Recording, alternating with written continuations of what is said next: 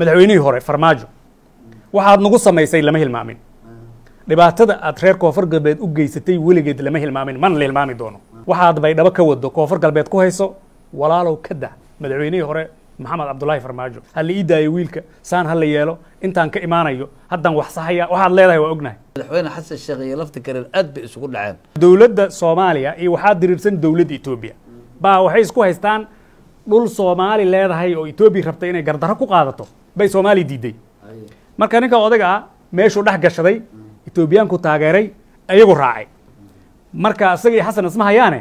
xasan Itoobiya asahay asaga Itoobiya taageertay marka koonfur galbeed ma matalo waxa taa siyaasi ka soo jeed koonfur galbeed lafta garaan ma matalo wuxuu ka sameeyana nama qabtaan maanta haddii uu madaxweyne lafta gareen doorasho uu yiraahdo baydhabo ku qabsanaya maxaa laga qaban karaa inta idaacad u yeerato ana madaxweynaha waa dhihi kartaa hadda shirka loo matal leeyahay soo asagu inuu ku matali mayo nama matali marna nama matali horana u sheegnay Soomaaliya sharciidu ku matalabiyo haystay Muuse Biix shirkan golaha waa kiibo noqonaya koonfur galbeed haddaan nahay wakiil naga ma aha bismillaahir rahmaanir rahiim assalaamu alaykum wa rahmatullaahi wa barakaatuh daawadayaasha qiimaha iyo qadarinta mudan meel kastoo caalamka naga daawanaysaan waxaad ku soo dhawaataan waraysigan la yeelanayno Ibraahim Isaaq Yarow oo horay u soo noqday wasiir sidoo kale xildhibaan ayuu soo noqday sidoo kale waxa uu ka mid noqday musharaxiinta xilka gudoomiyaha baarlamaanka Soomaaliya siyaasadda Soomaaliya wax badan ayuu ku soo jiray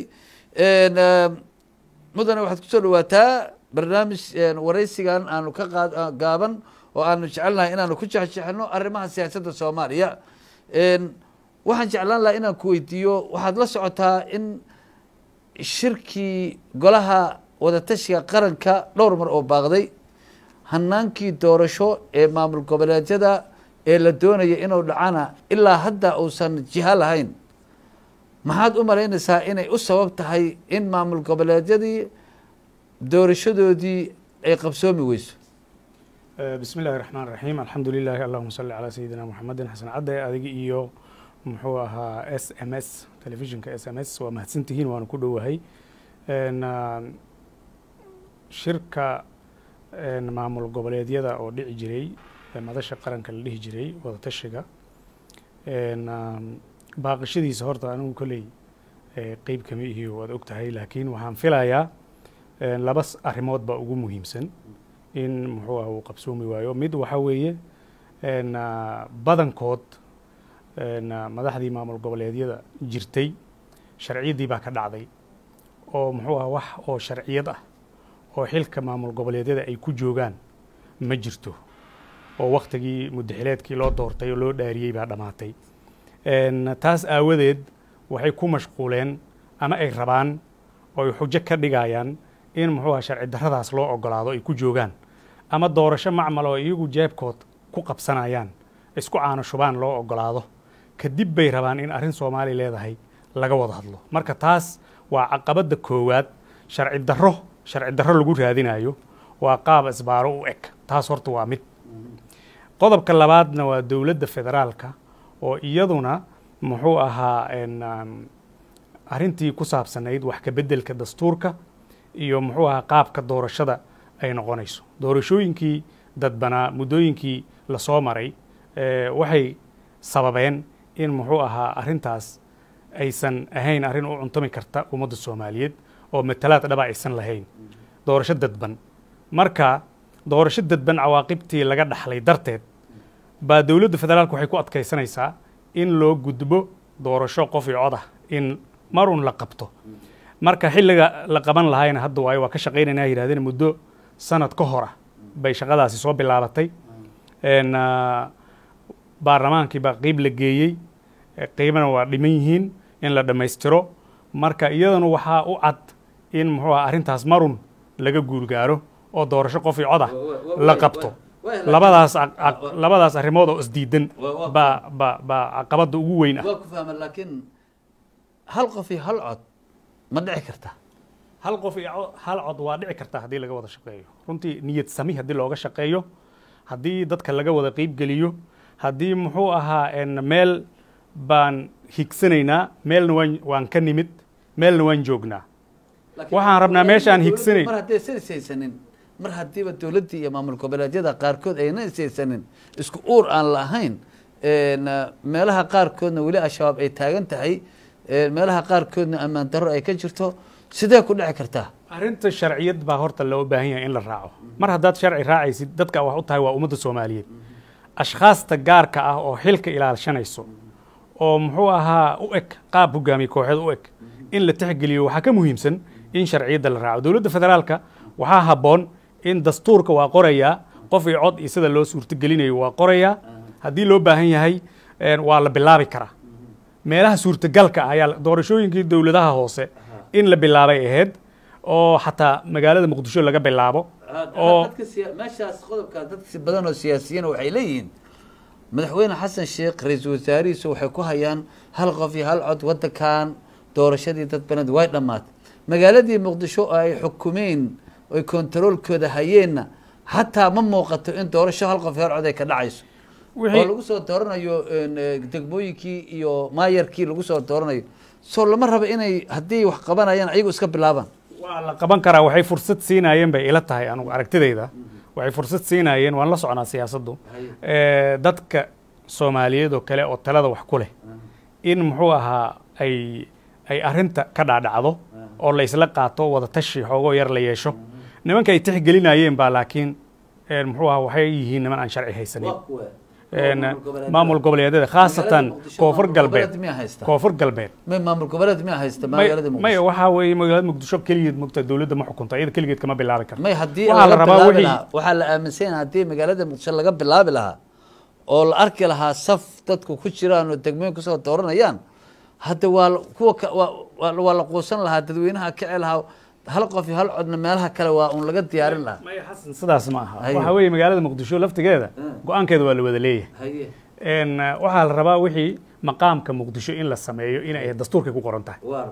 arrinta laftigeeda in muxuu wada tashi la geliyo golayaashii la geeyo la meel mariyo muxuu ummadda soomaaliyeed la yidhaahdo wax la qarinayo meeshan ma jiraan saana wax noo noqonayaan maadaama federaal aan qaadanay caasimaddana halkaas baa loo aqoonsaday halkaasna waxay noqonaysaa muxuu ahaa ismaamul bay noqonaysaa sidaas bay wax noqonayaan dadkina in la qanciyo muxuu ahaa sharciyaddana la maro wada tashina arrintaas ay ku timaado ayaa horta muxuu ahaa number one iska samee ma aha midda labaad waxaa weeye arrinta la goynaayo oo caqabadda ah waxaa weeye markii hore dowladda waxay ahayd in sharciyadda lagu bilaabo maamul goboleedyada hadda jiro badankood dowladda federaalka hadda jirto xukuumadda hadda madaxda hadda xilka hayso way ka horreeyeen marka taas waxaa qasab xilkoodii baa hor dhamaanaya maadaama ay horreeyeen waxay ahayd dowladda inay muxuu ah arrintaasi ay wax ka qabato oo la saxo doorashooyin la qabto oo dowladdu bilowgii markay ka dhacdaba la aado dowlad dad sharciyad haysto oo ummad wakiil ka ah oo sharci ku jooga xafiiska inaad la fariisato oo muxuu ah arrimaha hadda waxaa la leeyahay ha la wada tashto qofka aad la tashanaysid sharciyad ma haysto adigani sharciyad oo lagu doortay baad haysataa marka waxa isdiidan waa inta wuxuu ku leeyahay maya sharciyaddii baad rabtaa inaad igu celiside doorasho la isla ogol yahay ma rabee haddaa rabti inaad shirka ka soo qayb galo aniga marka hore horta sharci darradayda ogolow horta rakaatadaas baa meesha ka jirta taasna haddii muxuu ah dowladda federaalka ay ogolaato dowladnimadiiba muxuu ah sharciyadiiba meesha ka baxayso ixtiraamkii baa dhamaanaya haddaba hadda dowladdii ma moodaa inay ayagoo aad leedahay sharciyaddaa ka dhamaataa aad oranayso haddana inayba ku baryayso warkaaleyo imaada oo shir galo watasho imaada aan wada hadalne oo qaarkood ay ka dhaga adeegayaan sooma muuqato arrimaha lala yaaban yahay oo dadka soomaaliyeed badanaa aysan ku qanacsanayn oo qalbiga ka leeyihiin war waxa kan xaggee u socdaan waa arrintaas qof aan sharciyad haysanin oo maamul goboleed ka soconin laakiin xoog ku socdo baad adiguna leedahay maya dhib ma lehee aan fariisanno markii hore waxaa lagu ogolaaday shirar baa la isugu yimid shirkaasi baa waxaa ka soo baxday waxaa waqti doorashadii la qabanayaa muddadaasa la qabanaya marka deferal baa la yidhahda waxaan u qaadanay in waqtigii doorashada dowlad goboleedyada dhici lahayd sanad la yidhi dib loo dhigay November baa laga dhigay hadda November waa horteena waa dhowdahay November 2024 2024 waa nagu dhowdahay doorashadii ay madliyeen oo madaxweynaha uu shir gudoominayay federaalka lagu ballamay baa ka horeysa la Soomaa waa June tii golayaasha deegaanka hala qabta la yiraahdo golayaasha deegaanka waxaa ka horeeyay horta gacan dhaqan baa wax dhaqda maamulada gobolada dadka joogo waa inay sharciyad haystaan si ay muxuu ahaa u daadihiyaan doorashooyinka dowladaha hoose si ay u daadihiyaan marka ma aysan qaban karinba ayagaan sharciyad haysanin waxaan filaynay marka in iyagaas doorashadooda la dedejiyo la qabto oo wax la isla ogol yahay oo sidii shuruucda dowlad goboleedyada ay ku qoran tahay dastuurkooda iyo dastuurka federaalka ay ku qoran tahay in loo maray ahayd taas baa marka daahday hadda waxaan leenahay marka oo aan ku talinayaa shirkaas waxaa ka muhiimsan November sidii doorasho u qabsoomi lahayd in laga wada hadlo okay waayahay November 2024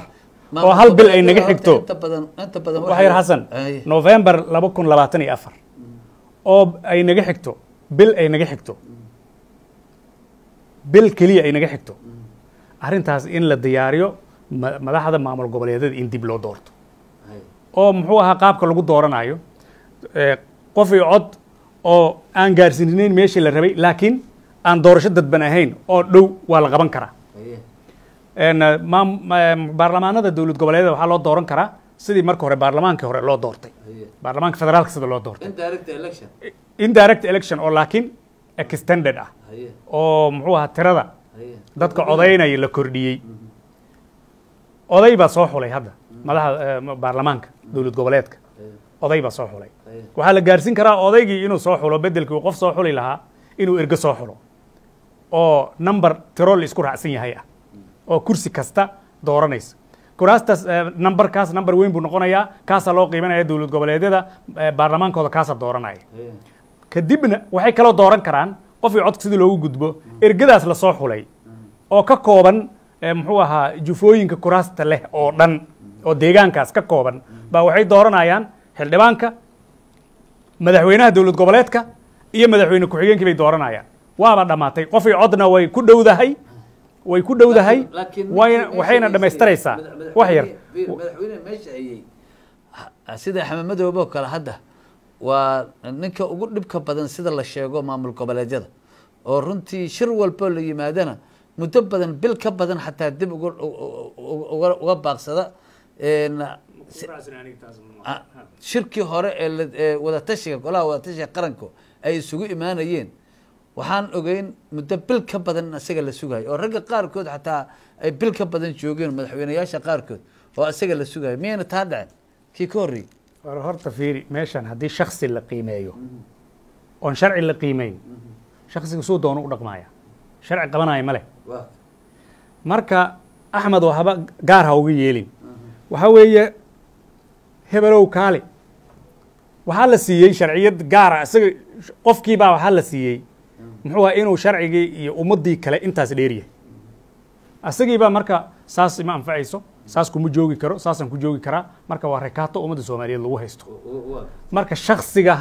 qiimeynta la qiimeynayo intii laga gudbo sharci ha la qiimeeyo waayahay hadda waxaad la socotaa madaxweyne lafta gareen iyo koonfur galbeed adigu aa ka soo jeedo waxaan ogahay in dhowr mar madaxweyne xasan sheekh oo dhuusamareeb jooga in madaxdii dooneysay inay xilka u tarta ee madaxweynaha ugu tageen dhuusamareeb oo 2 jeer soo diido oo yiri iga taga maantana waa isku dhacsan yihiin maxaa marka aad u malaynaysaa inay sababta u tahay arrintaas horta koonfur galbeed arrinteeda waa budo gooni u tuman arrinteeda arrinta soomaalida waa ka duwan tahay marka horeba sharci darro iyo qaab darro ayaa lagu wajahay dowladdii hore madaxdii hore ee dowladda federaalka madaxweyne farmaajo xoog ku geeyey dhiig baa ku daatay marka dambena muxuu ahaa sharciyadda ka dhamaatayna ummadda deegaanka waa isqabsatay sharci darradii buu rabay inuu kusii joogo dagaal baa ka dhacay dhiig kalaa ku daatay madaxweynaha federaalka u yimid xasan sheekh maxamuud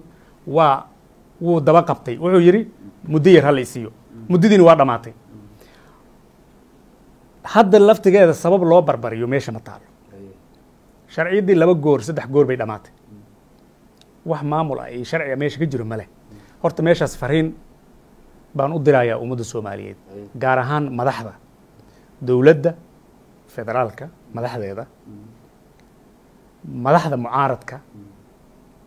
iyo dowlad goboleedyada kale ee Soomaaliyeed fariin baan u diraya dowladda federaalka fariintan u diraya waxay tahay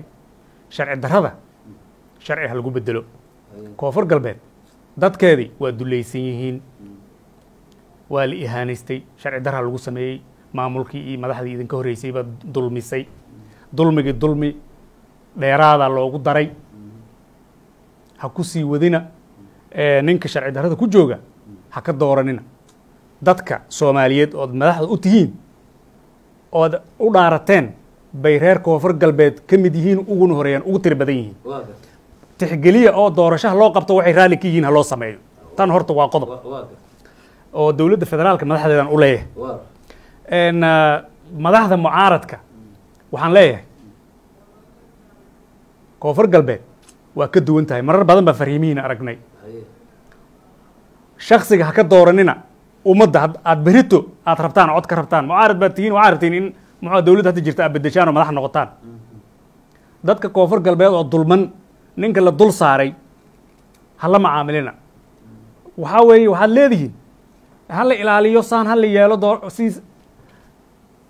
meesha waad ogtihiin inaysan ka jirin nidaam ka jirin madax ka jirin doorasho ka dhicin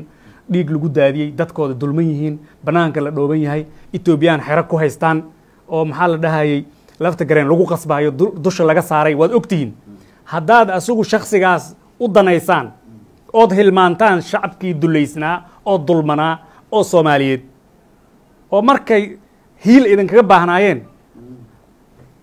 aad u hiilin weysaan haddaad u hiilinaynin inaad iskaga aamustaan xataa aad yeeli weyseen oo aad muxuu ahaa dulmigii garab inaad u tihiin ay muuqato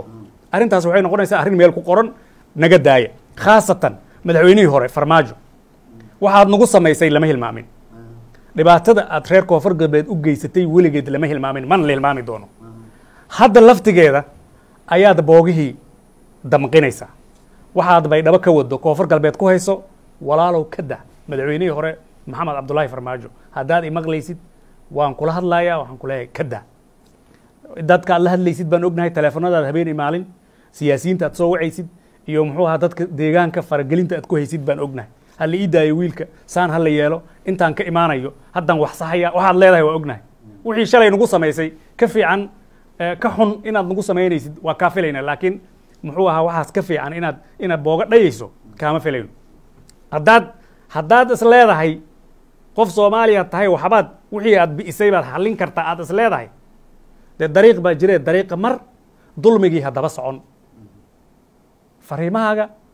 wayna dhibayaan naga jooji aad baa umahadsan waayahay maxaad ugu koobtay lafta gareen oo doo maaragtay abdicaiis lafta gareen madaxweynaha koonfur galbeed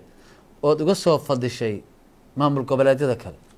waxaa weeye waa ka duwan tahay haye waxay kaga duwan tahay koonfur galbeed horta dowladda federaalka boqolkiiba 80 ayadaa hayso ayadaa qabatay magaalada muqdisho oo caasimadii dalka ah iyo caasimadda koonfur galbeed ama baraaw ha noqoto ama baydhabo ha noqoto oo ku meel gaar ah waa up to the reach waa noo dhowdahay waa gaari karnaa koonfur galbeed deris bay la tahay caasimadda dadka koonfur galbeed caasimadda barow bar bay degan yihiin aad bay u saamaysaa wixii halkan laga sameeyo ciidamo waxaa joogo oo muxuu ahaa dowladda federaalka ogolaanshaheeda ku joogo oo ajnabi ah atmis ah iyo kuwa non atmis ah way joogaan intaasoo dhan dowladda federaalka ayaa xukunta qaybtii 60aad baa joogta muxuu ciidamadii booliiska federaalka joogo nabad sugidii baa joogto dowladda federaalka ayaa maamusha koonfur galbeed wax alla wixii koonfur galbeed dadkeeda dulmi lagu sameeyo dowladda federaalka qayb bay ku yeelanaysaa wax alla wixii wanaaga la sameeyo talaabo la sameeyo qayb bay ku yeelanaysaa sharci darrada ka jirta marka waa mid la awoodo in wax laga qabto marka waxaan leenahay marka waxaan leenahay raalli noqo marka waxaan leenahay hal laga qabto Puntland oo kale waa is doorteen maamul baa ka jiro muxuu ahaa galmudug oo kale mar dhow ay ka dhamaatay haddana way u balansan yihiin inay is dooranayaan way muuqataa cid xoog ku qaadan karta male hirshabeelle weli ma dhamaana November bay balanteedu tahay muxuu ahaa hal dhahay kismaayo hadda haddii la rabo waxbaa laga qabana la yidhahdo waa fog tahay saamaynta ay muxuu ahaa soomaalida iyo muxuu xamar ay ku yeelanaysana way ka duwan tahay mid ay ku yeelanayso baydhabo ku yeelanayso marka waxaa la rabaa marka hore focuska in la saaro wadnaha muxuu ahaa wadanka meesha uu yahay hataa cadow hadduuna damco meeshu ka soo galayo waa la yaqaan marka koonfur galbeed waa ka duwan tahay muxuu ahaa qaybaha gobolada inteeda kale waa ka duwan tahay maalmo dhoweed madaxweyne xasan sheekh iyo lafta gareen aad bay isugu dhaceen meel xun ay gaartay oo xataa waad arkayso diyaaradihii xitaa xildhibaano u socday in maaragtay dheheen waa lana xanibay lafta gareen arrintaas waa ka hadlay haddana waa la heshiiyaa la yiri miyaad heshiiskaas la socotaa may sida adiga hadda arrinta u sheegayso aniga waxba uma maqlin horta arrimaha badankood diyaarada la xanibay iyo muxuu ahaa waa la isku dhacay iyo waxaasaa jiro badankood horta waxay u badan yihiin war media iyo social media u badan yihiin diyaarad la xanibay anugu reer baydhabaan ahay maalin walbaa la socda may ma cadda way tagtay baydhaba jirta markii la joojiyey annagaa wareysana may hadde baydhabay jirta goormaa la joojiyey goormaa la fasaxay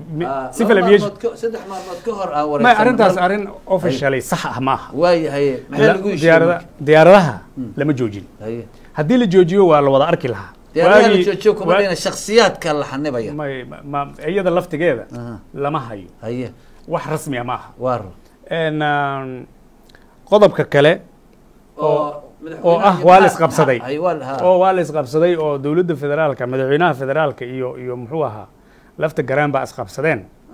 iyadana laftigeeda meesha kuma jirto meesha wixii jiro xaqiiqada waa ognahay dadka Soomaaliyeed in la marin habaabiyo ma aha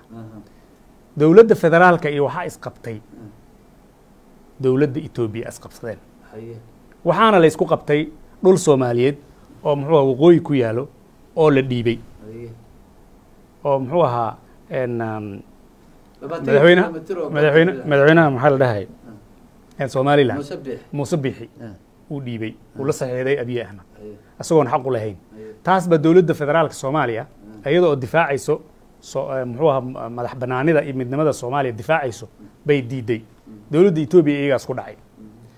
isku dhacay baa markii waxooga kor u soo baxay lafta gareen wuxuu taageeray Itoobiyaanka marka ma aha waxaas dirirsan Soomaali ma aha waa Itoobiya iyo Soomaali baa dirirsan marka ninkan wuxuu ahaa dad badan oo Soomaaliyeed oo waxaa jira oo Itoobiyaanka u hadlay baa jira meelo badan ka hadlay ma aha reer koonfur galbeed kaliya dad badan kala hadlay Hiiraan bay ka hadleen meel kastay ka hadleen kuwa banaanka ka hadlay arrintaasi waa arrin jirta weligeedna waa la arki jiray muxuu ahaa dad dowlado isdiriraya oo labada shacbi qaarkood ay qaarka kale taageero u yihiin ama dabadhilif u yihiin waa la arki jiray marka dowladda Soomaaliya iyo waxaa dirirsan dowladda Itoobiya baa waxay isku haystaan dhul Soomaali leedahay oo Itoobiya rabtay inay gardarro ku qaadato bay Soomaali diiday marka ninka odaga ah meeshuu dhex gashaday Itoobiyaanku taageeray ayagu raacay marka asaga xasan isma hayaane حسن إثيوبيا صحيح حسن إثيوبيا تايرتي هذا حسن إثيوبيا سومالي إثيوبيا إن سيان والأوجه أو ماركتاي هدنا أرنتي أي سعته لكن مدحوين عبد العزيز ما ملقنه هجامية وذلك يسا واحد لعي ماركتاي حلبان البرلمان حتى إن ماركتاي الإسكوري وحياة بدل إن الآن هدنا in loo kala dab qaaday waad ogtahay oo markii dambe waa loo kala dab qaaday waa tali marka taas adoon taas hadii aad maqashay 20 qof xildhibaanada baarlamaanka federaalka oo dhan ma ahane Ethiopiankana waxay yiraahdeen baarlamaankan dad ku leenahay waxay noqdeen dad 20 qof 25 qof ah kuma jiraan oo baarlamaanka Soomaaliyeed lama dhihi karo baarlamaanka Soomaaliyeed magaciisa waa nadiif hoggaankoodii iyagaba way joogaan waana nadiif arrintaasna bariga ka yihiin waxaa soo haray muxuu ahaa dadka yiri dad buu hogaamiye aad tiri dadka koonfur galbeed Cabdi lafta garaan raalli kama aha sida lagu geey waad ogtahay hadday wataan ka hadlaynay haddana waxa oo dadka banaanka soo istaago yiri muxuu ahaa shacabaan nahay Ethiopian rabnaa yiri ma aha dadka badankooda ma aha waa laba degmay ka dhacday labada degmana waa la ogyahay waa hareeraysan tahay ciidamada Ethiopian baa joogo dad la qasbay ahaayeen oo lafta garaanka iyo askarta joogto saraakiisha Ethiopianka ay ku qasbeen horaan uga hadalnay arrintaas waana caddahay waana la ogyahay hadda adigu marka koonfur galbeed ma matalo waxa taa siyaasi ka soo jeed koonfur galbeed lafta garaan ma matalo wuxuu ka sameeyana nama qabtaan waayahay adigu waxa tahay siyaasi lafta garaan ka soo jeeda lagana yaabay inuu kursiga uu ku fadhiyo inaad aadana waa laga yaaba oo maaragtay aad halkaas aado keligaana matida siyaasiyiin kala duwan ayaa meesha taal maanta haddii uu madaxweyne lafta gareen doorasho uu yidhaha baydhabaan ku qabsanaya maxaa laga qaban karaa doorasho qof qabsanaya horta doorasho waa qabsanaa waxa la yidhahda ma jiraan qofku wuxuu dhihi karaa declaration buu samayn karaa intaad idaacad u yeerato anaa madaxweyne waa dhihi kartaa laakiin doorasho waxaa la yidhaahdo waa wax ummad leedahay oo shuruuc ku yimaado process loo maro raalli laga wada yahay dad is haysto tartamaya waxyaaba ay ku wada qanci karaan baa la qabanaya doorasho saas ah oo dhexdhexaadin leh dowladda federaalka ay garwadeen ka tahay oo muxuu markhaati laga wada yahay waxaan ahayn haddii la qabto waa doorasho ma aha waa tii hore wey waa dhac iyo boob wey aniga ka mid mayhi anu baydhabo waa tegi karaa goorma kugu dambeysay waxay ugu dambeysay markii madaxweyne xasan sheekh uu noogu yimid February sanadkii hore waa markii la heshiiyo inaad u tagtaan oo heshiisku uu yimid oo markaan rabnay doorasho in la qabanayo aan filaynay laakiin madaxweynaha uu naga soo celiyay hadda miyaad aadi karteen hadda waa aadi karnaa waxaad ka hor taagan ma leh waxaa naga hor taagan muxuu ahaa in dowladda federaalka iyo heshiiskii la soo galay in la fuliyo hal mar la wada aado oo arrinta la yidhaahdo doorashadii hala gal waayahay marka si kastaba waa ku aadi karnaa waa deegaankeena annaga waa dadka jooga waa dadkeena waayahay hadda marka maadaama shirkii golaha wadatashiga waa la qabanaa la yidhi in madaxweyne lafta gareen uu yimaado raje ma ka qabtaa lafta gareen inuu yimaadaba maaha haye xaqna uma leh haye koonfur galbeedna ma matelo yaa ku matalaya hadduu yimaadana qof iska socdo oo yimid waay abiye axmed ninka wax u saxiixay ma sharcid buu haystay oo soomaaliya uu ku matelo yaa ku matalaya soomaaliya sharcid uu ku matelo miyuu haystay muuse biix shirkan golaha wada kiibuu noqonayaa koonfur galbeed haddaan nahay wakiil nagama aha marka isaga ha eedaynayna dowladda eeday hadda dowladda federaalka waxaa laga rabaa inay doorasho sax intay qabato dad sharciya la fadhiisato hadda shirka loo matal leeyahay soo isagu idinku matali mayo nama matali marna nama matalay horena u sheegnay hadda muxuu kursi hal booli ah nin xalaala ma dhasho marka aan loo oran marka haddee adigu dowladdiina dhinacaad ka difaacaysaa oo xasan sheekh waad difaacaysaa haddana waxaad leedahay wixii oo loo garteen waa u sheeganaynaa haye wixii gar ah waa u sheeganaynaa oo xaq ah oo sharciga dhafanayo waa sheeganaynaa war sharciga ha la maro nidaamka ha la fuliyo qof aan ummad matelin ha barbaryin qof aan ummad matelin waxba ha la gelin qof aan ummad matelin oo sharci ku fadhinin oo sharci ahayn adoo sharci ku fadhido oo lagu doortay oo lagu jecel yahay magacayuu kaa wasakhaynin hala fariisan waayahay ugu dambeyntii hadda waddanka itijaahiisa sidaan hore u sheegnaba waa macnaha ma wanaagsana waana doorasho sidii loo qaban lahaa golihii baarlamaankuna hadda 2 bilood waa fadhiyaahoo wax ilaa hadda ma aanu samaynin oo qaabka ay noqon doonto oo federaalka ayaan kuu sheegaya marka ma u malaynaysaa in sanadkan iyo kan xiga in doorasho ku qabsoomi karto maamul goboleedyo u qabsoomi karayso doorasho waa qabsoomi kartaa ma waa qabsoomi kartaa laakiin ma kuu muuqataa wax wadaa ma kuu muuqdaa rabitaan baa la rabaa maogtahay dowladda federaalka inay ku dhawaaqdaa la rabaa hadday ku dhawaaqdo dadkii waa joogaan deegaan walba dadkiisii oo doorashada u heelan siyaasiyiintii maamuli lahayd way joogtaa dadka hadda jooga laftigooda in dib loo doortaa dhici karta ha tartamaan dowladda federaalka laga rabaa itijaaha inay samayso wasaaradda arrimaha gudaha joogto shaqada iyada iskale dhawaaq keliya warqad keliya inay soo saartaa laga rabaa oy tiraahdo nidaamka sidaan weeye saan in la maro waaye processkaasna ay u jeexdo kadib adigu waa howlgelaysaa waa sahlan tahay aad baa mahadsan tahay ibraahim isaaq yarow aad baan kuu mahad celinayaa waxa uu ahaa siyaasi rugcadaa ah muddo badan ahaa xildhibaan ka tirsan baarlamaanka soomaaliya sidoo kalena wasiiro ayuu ka soo noqday runtiina wuxuu u tartamay oo weliba maqaam wanaagsan ka gaaray hadda ka hor xilka guddoomiyaha baarlamaanka soomaaliya aad baan kugu mahad celinayaa sida wanaagsan aad nooga aqbashay waraysigana waa kaaga mahad celinayaa waxaan kale u mahad celinayaa farsamo yaqaanada telefishinka SMS kala ah sayid cali mahad amoore iyo cabdiraxiin xuseen xasan caylaawe iyo farsamo yaqaanada kale ee telefishinka SMS tan kulanti dambe sidaa iyo nabadgelyo wasalaamu calaykum waraxmat ullahi wabarakaatu